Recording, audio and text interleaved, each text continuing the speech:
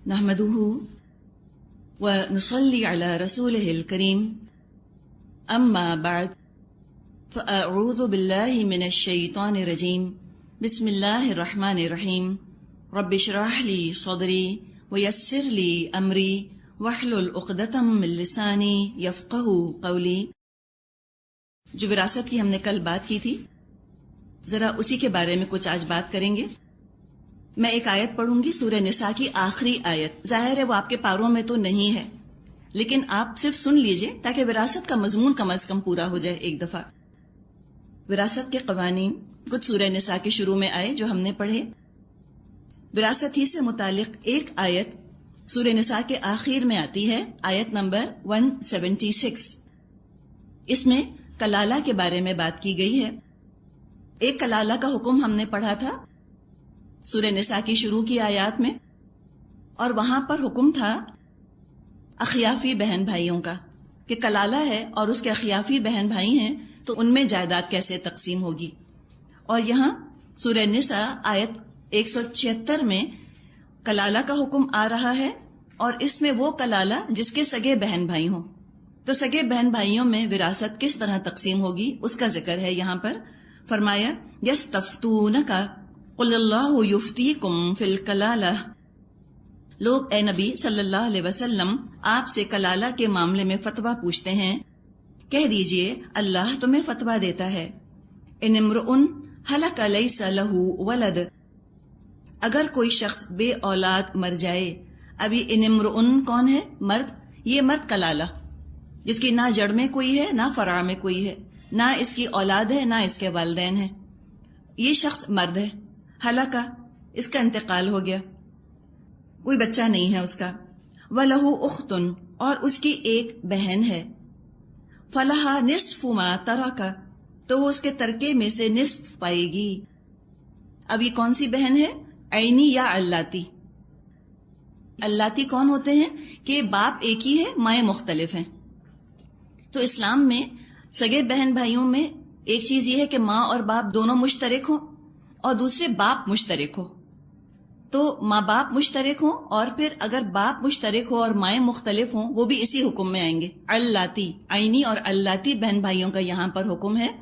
جو سورہ نساء کے شروع میں ہم نے پڑھا تھا وہ اخیافی بہن بھائیوں کا تھا، جس میں کہ باپ مختلف ہوتے ہیں، وہ اخیافی کہلاتے ہیں، اور جہاں پر باپ ایک ہوتا ہے وہ علاتی کہلاتے ہیں۔ تو ایسی بہن عینی یا علاتی بہن، اس کو کیا ملے گا؟ فلہا نصف ما ترکا، وہ اس کے ترکے میں سے نصف پائے گی۔ وہو یرثھا ان لم یکن لہا ولد، اور اگر بہن بے اولاد مر جائے تو بھائی اس کا وارث ہوگا۔ یعنی بہن اگر مر گئی اور وہ کلالہ تھی اور اس کا ایک ہی بھائی تھا عینی یا علاتی، تو بھائی کیا لے گا؟ پوری لے لے گا۔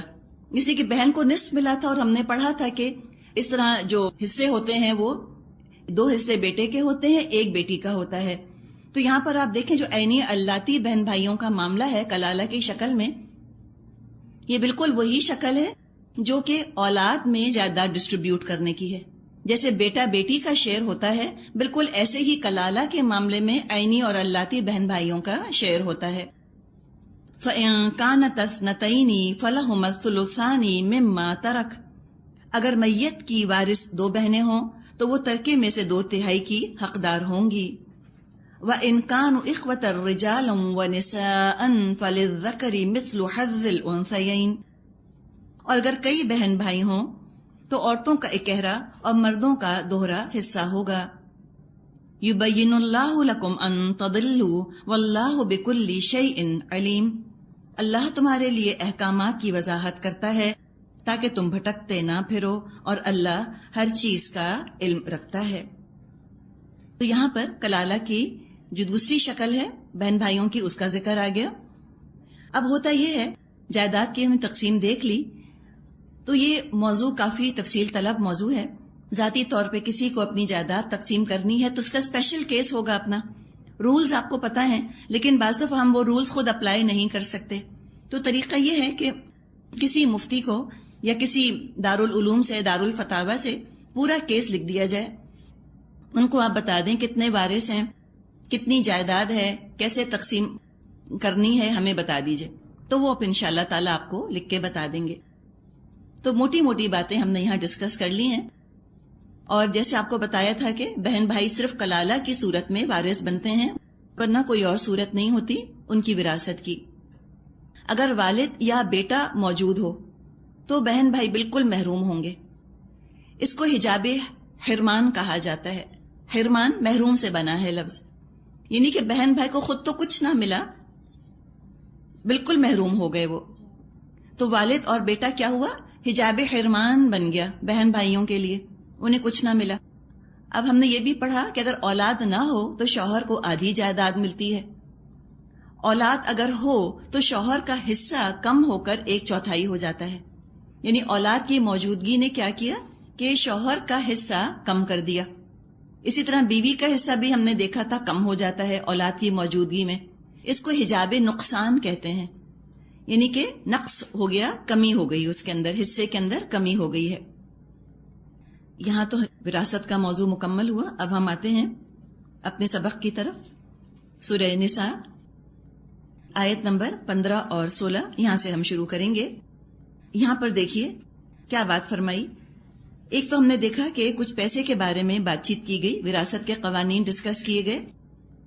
جو معاشرہ ایسا ہو کہ اس میں سیکس ڈسپلن پایا جاتا ہو اور مانیٹری ڈسپلن پایا جاتا ہو، مرد اور عورت کے درمیان جو تعلق ہوتا ہے اس کو ریگولرائز کر لیا جائے، اور جو پیسے کا معاملہ ہوتا ہے، لین دین کا معاملہ ہوتا ہے، اس پر قابو پا لیا جائے، تو وہ معاشرہ فلاح کی طرف، ترقی کی طرف اور بہتری کی طرف بڑھنے لگتا ہے.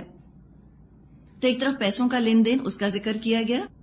اب یہاں پر کچھ عورت اور مرد کے متعلق احکامات آ رہے ہیں کہ معاشرے کی تطہیر کرنی ہے. سوشل پرابلمز کا بھی یہاں پر اب حل بتایا جا رہا ہے. اور یہ جو ہم یہاں پر احکامات پڑھیں گے یہ بالکل ابتدائی دور کے احکامات ہیں. بتدریج گریجولی سیکس ڈسپلن معاشرے میں لایا گیا، رفتہ رفتہ لایا گیا. یہاں سے ان احکامات کی ابتدا ہو رہی ہے. آیت نمبر 15-16 فرمایا واللاتی یأتین الفاحشۃ من نسائکم فاستشہدوا علیہن 4 منکم فإن شہدوا فأمسکوہن فی البیوت حتی یتوفاہن الموت او یجعل اللہ لہن سبیلا. تمہاری عورتوں میں سے جو بدکاری کی مرتکب ہوں ان پر اپنے میں سے 4 آدمیوں کی گواہی لے لو، اور اگر 4 آدمی گواہی دے دیں تو ان کو گھروں میں بند رکھو یہاں تک کہ انہیں موت آ جائے یا اللہ ان کے لیے کوئی راستہ نکال دے. واللذان یاتیانها منکم فآذوہما فإن تابا وأصلحا فأعرضوا عنہما ان اللہ کان توابا رحیما. اور تم میں سے جو 2 مرد اس فعل کا ارتکاب کریں ان دونوں کو تکلیف دو، پھر اگر وہ توبہ کریں اور اپنی اصلاح کر لیں تو انہیں چھوڑ دو، اللہ بہت توبہ قبول فرمانے والا اور رحم فرمانے والا ہے. اب یہاں پر بات کی جا رہی ہے کچھ قوانین کی. ان کی تفصیل میں جانے سے پہلے ذرا ایک نظر ہم اس زمانے کے حالات پر ڈال لیں اور اس زمانے کے مسلمانوں پر ایک نظر ڈال لیتے ہیں کہ اسلام نے کس طرح معاشرے کو ریفارم کیا، کیسے اسلام نے رفتہ رفتہ معاشرے میں بہتری پیدا کی، ابتدا کہاں سے کی. 1400 سال پہلے کا جو عرب معاشرہ تھا اسی طرح کا لبرل تھا، اسی طرح کا سیکشولی پرومسکس تھا جیسا کہ آج ہم دنیا کا حال دیکھتے ہیں. وہی جنسی بے راہ روی وہاں پائی جاتی تھی جو آج ہم دنیا میں دیکھ رہے ہیں. برائیاں وبا کی شکل اختیار کر چکی تھیں، ایپیڈیمک لیول پر تھیں. چند گنے چنے لوگ تھے جو ان سے بچے ہوئے تھے. ان اخلاقی برائیوں میں سے 2 برائیاں بطور خاص عربوں میں کثرت سے پائی جاتی تھیں جو ان کے معاشرے کو گھن کی طرح، دیمک کی طرح اندر ہی اندر کھوکھلا کر رہی تھیں. اور وہ برائیاں تھیں شراب پینا اور زنا میں ملوث ہونا. یوں سمجھیے کہ معاشرے کے 95% افراد یا کم از کم 95% مرد اور کافی بڑی تعداد میں خواتین وہ اس گھناونے کام کے اندر ملوث تھیں.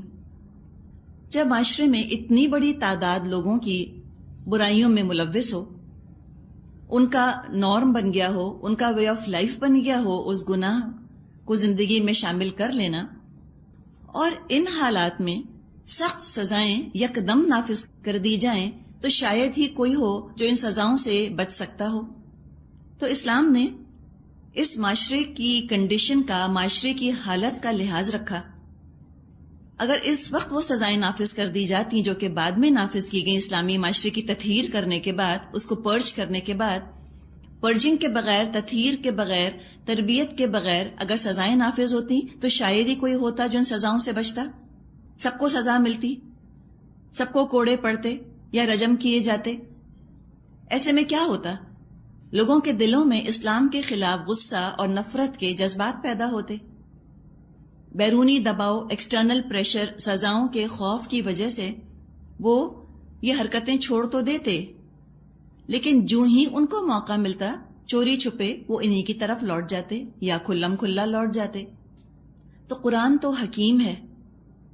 اچھا حکیم وہ نہیں ہوتا جو سطحی سپرفیشل قسم کا علاج کر دے یا بہت سخت سٹرونگ دوائیں دے کر بیماری کو دبا دے۔ اسلام علاج چاہتا ہے، اسلام جان لینا نہیں چاہتا۔ مریض کا علاج کرنے کے دو طریقے ہیں، ایک تو رفتہ رفتہ اس کو صحت کی طرف لایا جائے، اور دوسرا یہ کہ اس کو مار ڈالا جائے۔ جب اس کو ماری دیں گے تو بیماری خود بخود ختم ہو جائے گی۔ اسلام یہ نہیں چاہتا کہ اس طرح لوگوں کو ختم کر دے۔ اسلام چاہتا ہے کہ ان کی زندگیاں خوشگوار ہو جائیں، یہ زندہ رہیں اور خوش و خرم رہیں۔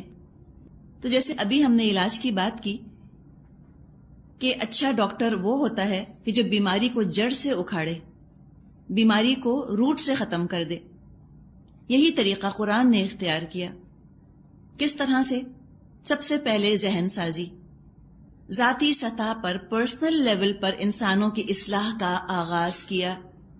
آج ہم جس معاشرے میں رہ رہے ہیں، جو دنیا کا حال ہے، وہ اس جاہلی معاشرے سے کسی طرح کم نہیں جو آج سے 1400 سال پہلے پایا جاتا تھا۔ اگر آج ابتدا سزاؤں سے کی جائے گی، بہتری کبھی نہیں ہوگی۔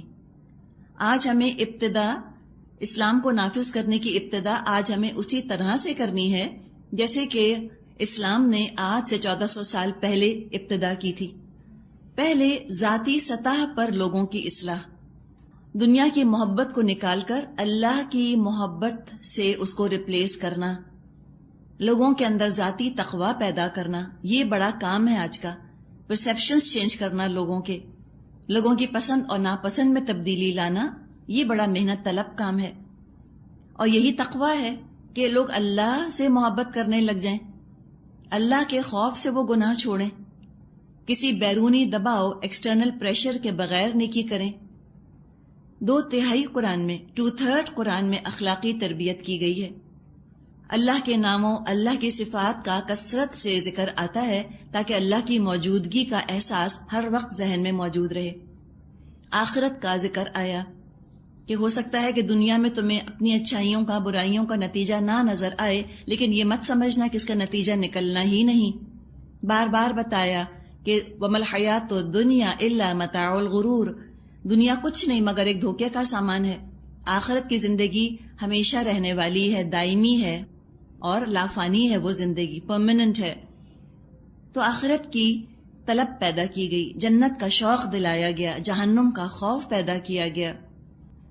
ایک دفعہ فوکس ٹھیک ہو جائے تو نیکی کرنا آسان ہو جاتا ہے۔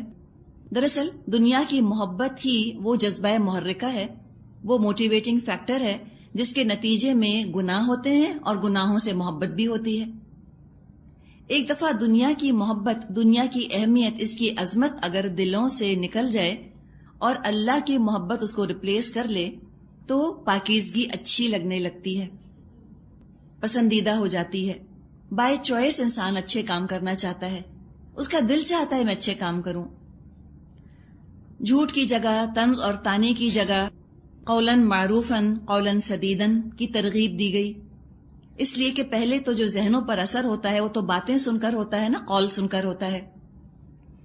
زنا ایسا گناہ ہے جو ایک دم نہیں ہو جاتا، بڑا اس کے بارے میں انسان پہلے سوچتا ہے، اس کا ذہن متاثر ہوتا ہے، ماحول میں وہ زنا کے اثرات دیکھ رہا ہوتا ہے، انڈر کرنٹس فیل کر رہا ہوتا ہے، ایسی باتیں اس کے کانوں پر پڑتی رہتی ہیں جن میں زنا کی جھلک ملتی ہے۔ زنا کی بو آ رہی ہوتی ہے ان باتوں میں سے، ایسے مناظر اس کی آنکھیں دیکھتی ہیں جن میں سے کہ زنا کی ترغیبات ہوتی ہیں. اب یہ کرتے کرتے اس کے ذہن پر پھر وہ چیز حاوی ہونا شروع کرتی ہے، اس کا ذہن پھر ارادہ بناتا ہے، پھر اس کا دل چاہنے لگتا ہے، اور جب موقع ملتا ہے تو وہ عمل کر لیتا ہے اس کے اوپر. تو کہا گیا کہ گندی بات چھوڑ دو، بے حیائی کی باتیں چھوڑ دو، فحش باتیں چھوڑ دو، معروف بات کرو، سیدھی بات کرو، تقوی والی بات کرو. ساتھ ہی ساتھ اور مختلف پہلوؤں سے بھی انسانی اخلاق کی تربیت کی گئی. دولت سمیٹ سمیٹ کر رکھنے کے بجائے صدقہ اور خیرات اور بھوکوں کو کھانا کھلانے کی ترغیب دی گئی. لوگوں میں یہ ٹرینڈ ہو گیا جس کو ہم کہتے ہیں نا ان تھنگ یہ ہوگی. ان تھنگ کیا ہو گئی کہ لوگوں کو کھانا کھلایا جائے، صدقہ کیا جائے، خیرات کی جائے. معاشرے کی اصلاح ہو گئی، نیک لوگ نیک صحبت ملنے لگ گئی. تو جب ماحول کے اندر برائیوں کا چرچا نہیں ہوتا تو برائی کا رجحان بھی انسان کا خشک ہونے لگتا ہے. سٹارونگ دی ایول والی چیز ہے. ساتھ ساتھ انسانی تعلقات کو بہت خوبصورت بنایا گیا. یتیموں کا مال مت کھاؤ، خصوصاً رشتہ داروں کے ساتھ اور والدین کے ساتھ اچھا سلوک کرو. یہ بھی ایک فیکٹر ہوتا ہے کہ جب رشتہ داروں کے ساتھ تعلق رہتا ہے، آنا جانا رہتا ہے، تو انسان زنا کرتے ہوئے گھبراتا ہے. اس کو لحاظ ہوتا ہے مجھے کوئی دیکھ لے گا. یہ سمجھیے کہ ایک طرح کا کنٹرول ہے معاشرے کا.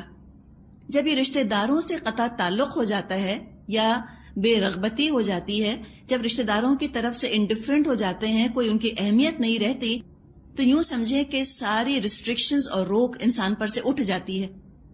انسان آزاد محسوس کرتا ہے کہ جو مرضی میں کروں، میرے پر انگلی اٹھانے والا ہی کوئی نہیں. تو یہ خاندان کی طرف سے یا رشتہ داروں کی طرف سے برا بھلا کہا جانا، یہ بھی انسان کو ڈرا کے رکھتی ہے چیز. کسی کے دیکھ لینے کی وجہ سے انسان پھر گناہ نہیں کرنا چاہتا. تو کبھی اگر داعیہ پیدا ہو بھی گیا، کوئی رجحان اس کے اندر پیدا ہو بھی گیا گناہ کرنے کا، وہ معاشرے کے خوف سے گناہ چھوڑ دیتا ہے کہ ہائے لوگ دیکھیں گے تو کیا کہیں گے. تو صالح معاشرہ اچھی چیز ہے اس لحاظ سے. تو بہت زیادہ رشتہ داروں سے تعلق جوڑ کر رکھنے کی تاکید کی گئی. ساتھ ساتھ مکی قرآن کے اندر بہت ترغیبات آئیں کہ زنا کے قریب مت جاؤ. وَلَا تَقْرَبُوا الزِّنَا إِنَّهُ كَانَ فَاحِشَةً وَسَاءَ سَبِيلًا. سورہ بنی اسرائیل میں یہ بات آتی ہے کہ زنا کے قریب مت جاؤ، یہ تو کھلی بے حیائی ہے، بہت برا راستہ ہے. یہ تمام نصیحتیں مکی قرآن میں تاکید کے ساتھ بار بار آئی ہیں. تو کرنے کے کام بنیادی سطح پر شروعات کے طور پہ، بگننگ کے طور پہ کرنے کے سب سے پہلے 2 کام ہیں. وہ کام یہ ہے کہ انسان سب سے پہلے اپنی ذات پر فوکس کرے. خود پاک صاف ہونے کی بھرپور کوشش کرنی ہے. اپنے آپ کو پاک کرو، اپنے اندر صفائی کی حس بیدار کرو. خود اپنے آپ کو دور کرو ان چیزوں سے، اس لیے کہ تم ہی تو پھر ماحول بناؤ گے نا. ماحول انسانوں ہی سے تو بنتا ہے. تم ابتدا کرو، اپنے آپ کو پاک کرو. اور نمبر 2، ذاتی طور پہ پرسنلی جہاں تک ہو ماحول سے برائیاں دور کرنے کی کوشش کرو. حق کی خاطر تکلیفیں برداشت کرنے کی عادت ڈالو. اگینسٹ دا ٹائڈ چلو، آؤٹ آف فیشن ہو جاؤ، کوئی بات نہیں، لیکن تم نیکی کی عادت ڈالو. یہ تھی ابتدائی تربیت جو کہ مسلمانوں کی گئی. اب انہی لوگوں کو آگے چل کر خیر امت کی پوسٹ ملی. رہتی دنیا تک انسانوں کو ہدایت کا راستہ انہی کو دکھانا تھا. تو اس ذمہ داری کے قابل بنانے کے لیے تربیت نہایت ضروری تھی. یہی لوگ آگے چل کر اللہ کی شریعت کو نافذ کرنے والے تھے دوسروں پر. اگر ان کی تربیت نہ کی جاتی، ان کی ذات کو، ان کے ماحول کو نظر انداز کر دیا جاتا اور ان لوگوں کو ہتھیار اور اختیار دے دیے جاتے، تو عدل اور انصاف کے بجائے مسلمان تو ظالم اور جابر بن جاتے. اپنی ہی تربیت نہیں ہوئی، خود ہی بالکل کروڈ ہیں، ابھی انٹرینڈ ہے، اور اتنی بڑی ان کو ذمہ داری دے دی جاتی، اتنا ان کو پاور اور اقتدار دے دیا جاتا کہ تم لوگوں پر اب دین نافذ کرو. تو وہ کیسے کرتے؟ جس نے اپنی ذات پر ہی نہیں کیا وہ دوسروں پر کیا کر سکتا؟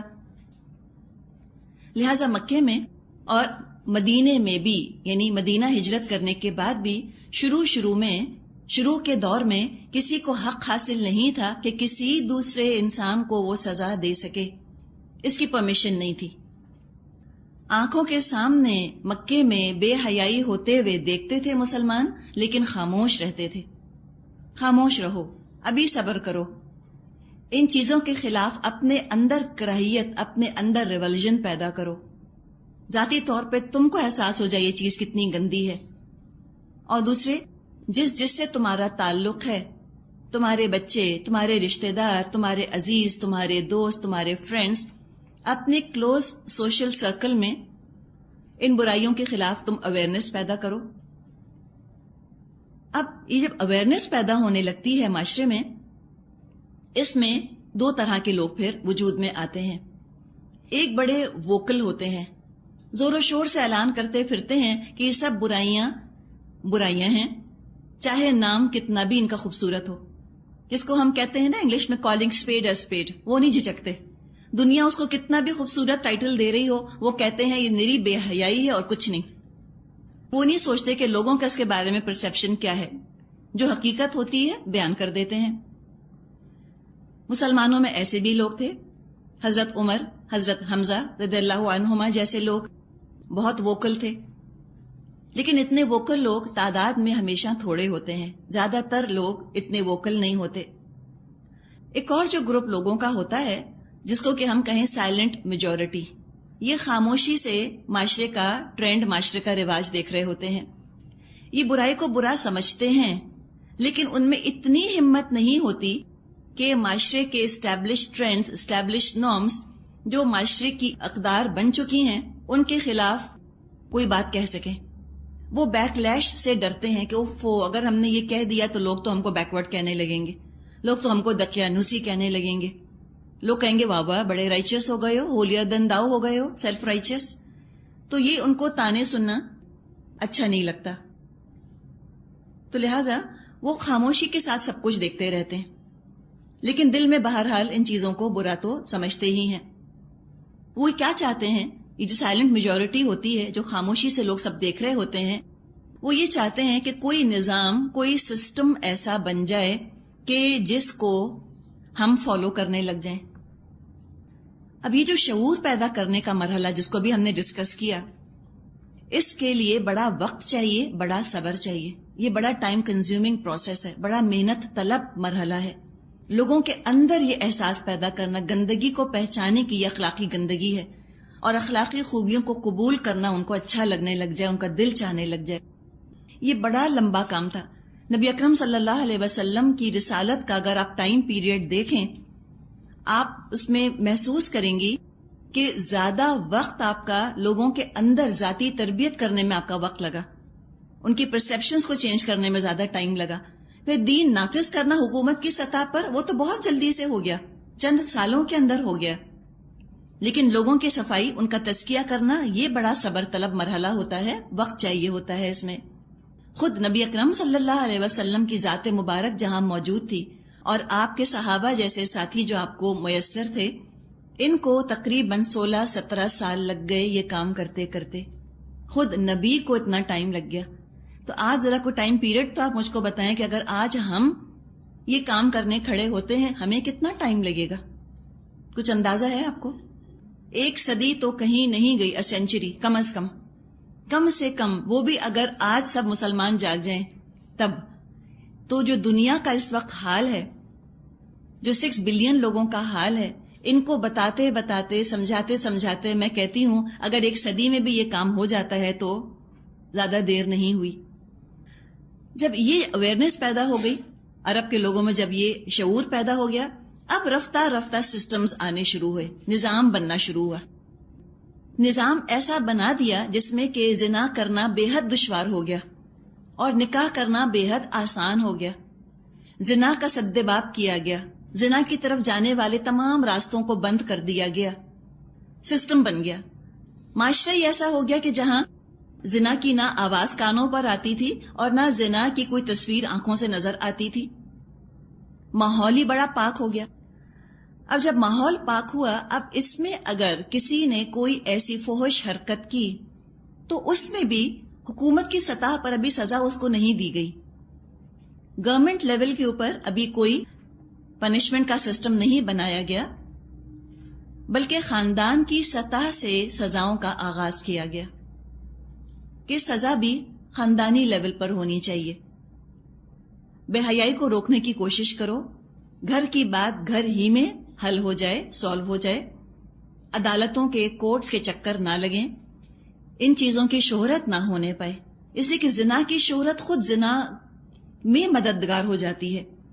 تو اسلام بالکل پسند نہیں کرتا کہ بے حیائی کی باتیں معاشرے میں ایسے لوگوں کی زبانوں کے اوپر عام ہوتی رہیں اور لوگ ان چیزوں کو اپنے موضوع میں بار بار لا کر ان کے بارے میں بات کرتے رہیں۔ تو چاہا کہ گندگی کو بالکل کنٹین کر دیا جائے، کسی کے اکا دکا کسی کے گھر کے اندر اگر یہ معاملہ ہوا ہے تو وہیں پر وہ معاملہ سالو ہو جائے۔ لہذا ایڈلٹری یعنی زنا کی سزا شروع میں اسٹیٹ لیول پر نہیں دی گئی، اناؤنس نہیں کی گئی، بلکہ گھروں ہی کی حد تک اس کو رکھا گیا، جس پہ کہ ہم نے یہ 2 آیات ابھی پڑھی۔ اب اس میں عام طور پہ اگر کوئی ایسا کیس ہوتا ہے جس میں گواہی چاہیے ہوتی ہے تو عام طور پہ تو 2 لوگوں کی گواہی کسی الزام کو ثابت کرنے کے لیے کافی ہوتی ہے، لیکن یہاں چونکہ معاملہ بہت حساس ہے تو فرمایا اربعتم منکم، 4 گواہوں کی قید لگائی گئی ہے۔ زنا ثابت کرنے کے لیے 4 عینی گواہ چاہیے، یہ آسان نہیں ہے۔ کسی نے اتنا کھلم کھلا یہ کام کیا ہو کہ 4 لوگوں نے اپنی آنکھوں سے دیکھ لیا ہو، تب کہیں جا کر سزا جو ہے وہ امپلیمنٹ ہوتی ہے۔ اگر کسی عورت نے بدکاری کی، لفظ کیا آیا ہے واللاتی یاتین الفاحشۃ من نسائکم، تمہاری عورتوں میں سے کوئی فحاشی کا ارتکاب کرتی ہے۔ فحاشی کے 2 مطلب لیے گئے ہیں، ایڈلٹری زنا یا لیسبینزم، سحاق کہا جاتا ہے اس کو عربی میں، 2 عورتوں کا آپس میں نعوذ باللہ کوئی تعلق قائم کرنا، جسمانی تعلق۔ تو یہ فحش کام کیا، ایڈلٹری کی یا لیسبینزم کیا، اور اتنا کھلا یہ کام کیا کہ 4 مردوں نے اس کو اپنی آنکھوں سے دیکھ لیا کرتے ہوئے۔ اب گھر میں سزا دینے کی ان کو اجازت دی گئی۔ تو یاد رکھیے فَاسْتَشْهِدُوا عَلَيْهِنَّ أَرْبَعَةً مِّنْكُمْ، بہت اہم ہے یہ چیز۔ فَإِنْ شَهِدُوا، پھر اگر وہ گواہی دے دیں تو اب فَأَمْسِكُوهُنَّ فِي الْبُيُوتِ، اب ان کو تم گھروں کے اندر بند کر کے رکھو یہاں تک کہ ان کو موت آ جائے۔ تو عینی گواہی ضروری ہے، آئی وٹنس ہونا ضروری ہے۔ صرف بدگمانی کے طور پہ یا خیال کے طور پہ یا زبانی الزام لگا دینے سے سزا نہیں مل سکتی تھی، یہ والی بھی گھریلو لیول پر بھی پہلے قانون کا تقاضا پورا ہونا ضروری تھا، پھر سزا ملے گی۔ اور سزا یہ ہے کہ ان کو گھروں میں روکے رکھو، ہاؤس اریسٹ میں ان کو رکھو، تاکہ ان پر نظر رکھی جا سکے، ان کی نگرانی ہو سکے۔ ساری عمر اب یہ گھر سے باہر نہ نکلیں یہاں تک کہ اللہ ان کو موت دے دے یا کوئی اور راستہ نکال دے۔ فرمایا نا او یجعل اللہ لہن سبیلا، یا اللہ کوئی اور ان کے لیے راستہ نکال دے۔ اچھا یہاں پر آپ دیکھیں او یجعل اللہ لہن سبیلا، اس سے پتہ چل رہا ہے کہ یہ جو حکم دیا گیا یہ عارضی ہے، عبوری حکم ہے، ٹیمپرری حکم ہے کہ زانیہ کو یا جو سحاق میں ملوث پائی گئی ہے کوئی عورت، تو اس کو جو گھروں میں بند کر کے رکھنا ہے اس کی موت تک، یہ عارضی حکم ہے۔ کوئی اور حکم آگے آنے والا ہے، تبھی فرمایا نا او یجعل اللہ لہن سبیلا۔ اور وہ آگے کون سا حکم آیا؟ آگے سورہ نور میں اس کے بارے میں بتا دیا گیا۔ سبیل سے مراد ابن عباس رضی اللہ عنہ نے لیا ہے الرجم للثیب والجلد للبکر، شادی شدہ کے لیے رجم کی سزا ہے اور غیر شادی شدہ کے لیے کوڑوں کی سزا۔ اب آگے آیت نمبر 16 میں واللذانی، 2 مردوں کا ذکر کیا گیا، یاتیانہا منکم فآذوہما، جو تم میں سے 2 مرد یہ کام کرتے پائے جائیں ان کو اذیت دو۔ مرد بدکاری کرتے ہوئے پائے جائیں، اس میں کیا ہوگا؟ وہی چیزیں جو عورت کے متعلق آئی تھیں، یا ایڈلٹری زنا کرتا ہوا کوئی مرد پکڑا گیا، یا وہ گے ہے، ہوموسیکشول ہے، یا کوئی اور غیر فطری طریقہ اختیار کرے تو کچھ جسمانی سزائیں اس کو دینی ہیں۔ ساتھ میں شرم دلانے کے لیے برا بھلا بھی ان کو کہا جاتا تھا۔ مردوں کو گھر میں قید اس لیے نہیں کیا گیا کیونکہ ان کو بہرحال کمانا تھا۔ اگر مرد کو گھر میں قید کر دیا جاتا عورت کی طرح تو اس کے تو بیوی بچے متعلقین بھوکے مر جاتے۔ تو گھر میں قید کرنے کو تو نہیں کہا، لیکن بہرحال کچھ نہ کچھ اس کی مانیٹرنگ کی جاتی تھی اور اس کو اس طرح سے اذیت دی جاتی تھی، کوئی سزا بھی اس کو دی جاتی تھی۔ تو یہ عارضی حکم تھا